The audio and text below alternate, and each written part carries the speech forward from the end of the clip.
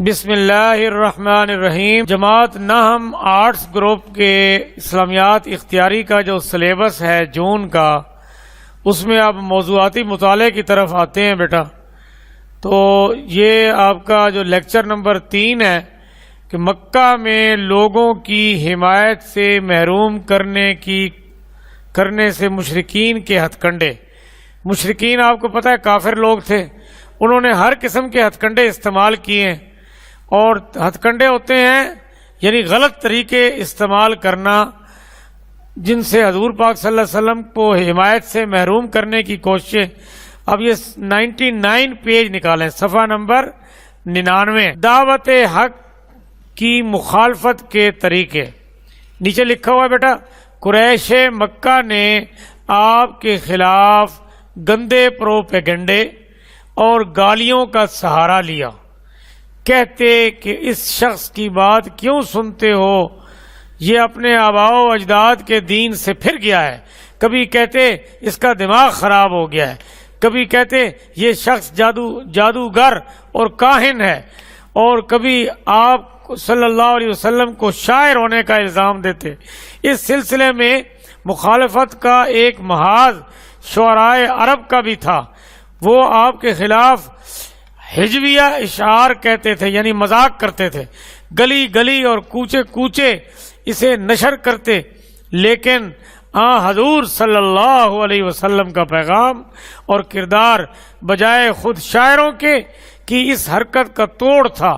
یہ ساری مہم اس لیے تھی کہ لوگ آپ کی بات سننے نہ پائیں، یعنی مخالفت کے طریقے تھے۔ اب آ جائیں بیٹا پیج نمبر 100 پر۔ سب سے پہلے ہیڈنگ ہے، اسے 1 نمبر لگائیں۔ ہیڈنگ نمبر 1، مذاق اور استہزاء۔ یہ پہلا طریقہ ہے کافروں کا، مشرکین کا۔ انہوں نے حضور پاک صلی اللہ علیہ وسلم کو جو ہے مکہ والوں لوگوں سے محروم کرنے کی پہلی کوشش مذاق اور استہزاء۔ مشرکین مکہ آپ کا اور آپ کی تعلیمات کا مذاق اڑاتے، بار بار پوچھتے کہ تم اگر نبی ہو تو تمہارے نبی ہونے کی کوئی واضح نشانی تمہارے ساتھ کیوں نہیں۔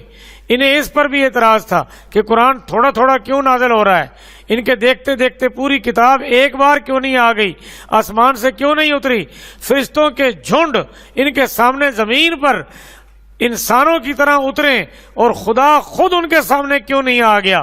کبھی کہتے کہ تم تو ہماری ہی طرح کے آدمی ہو، گلیوں میں اور بازاروں میں پھرتے ہو، کھانا بھی کھاتے ہو، تم کیسے نبی ہو سکتے ہو۔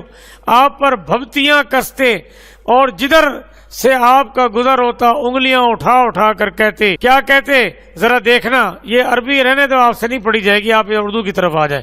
ذرا دیکھنا یہ ہیں وہ صاحب جنہیں اللہ نے رسول مقرر کیا ہے، یعنی مذاق کے طور پر کہتے۔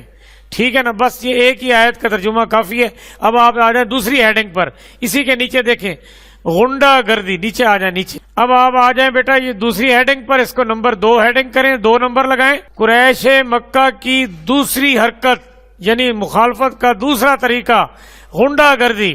قریش کی مخالفت اب غنڈہ گردی کی صورت اختیار کرتی جا رہی تھی۔ آپ صلی اللہ علیہ وسلم کو تنگ کرنے کے لیے انہوں نے ایسی کمینہ حرکتیں کی کہ حضرت صلی اللہ علیہ وسلم کے علاوہ کوئی اور اگر ہوتا تو بڑی سے بڑی اولوالعزمی کے باوجود اسے برداشت نہ کر سکتا۔ آپ صلی اللہ علیہ وسلم کے محلے دار اور پڑوسی بڑے اہتمام سے آپ کے راستے میں کانٹے بچھاتے، نماز پڑھتے وقت شور مچاتے، عین حالت نماز میں گندگی اور غلاظت آپ صلی اللہ علیہ وسلم پر ڈال دیتے، محلے کے لڑکوں کو پیچھے لگا دیتے، قرآن اور قرآن پڑھنے والوں کو گالیاں دیتے۔ اس معاملے میں ابو لہب اور اس کی بیوی پیش تھی۔ بس یہاں تک نشان لگا لو، آگے شارٹ کر دو۔ ہیڈنگ نمبر 3 ہے بیٹا، یہ سارے مخالفت کے طریقے ہیں، یہ سارے ہتھ کنڈے ہیں حضور صلی اللہ علیہ وسلم کو حمایت سے محروم کرنے کے لیے۔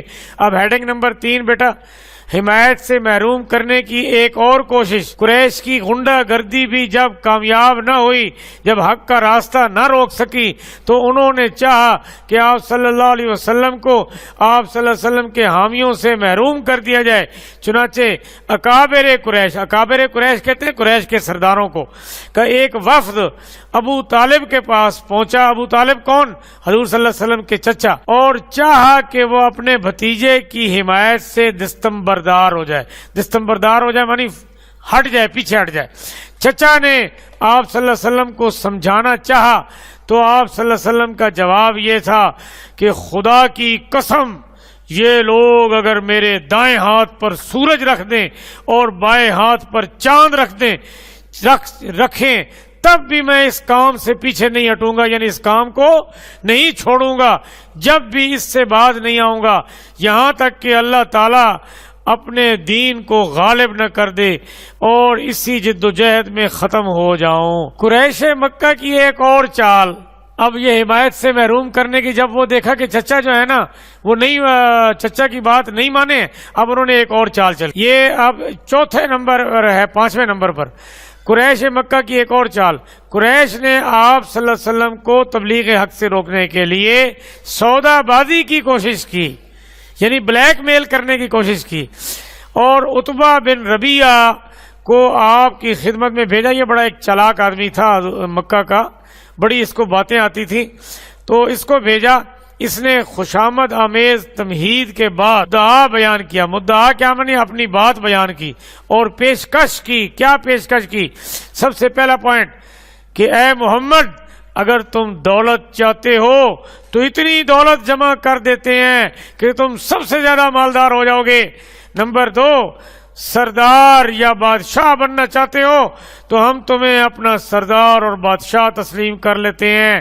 نمبر 3، اگر مقصد کسی حسین اور خوبصورت عورت سے شادی کرنے کا ہے تو عرب کی حسین ترین عورت سے تمہاری شادی کا انتظام کر دیتے ہیں۔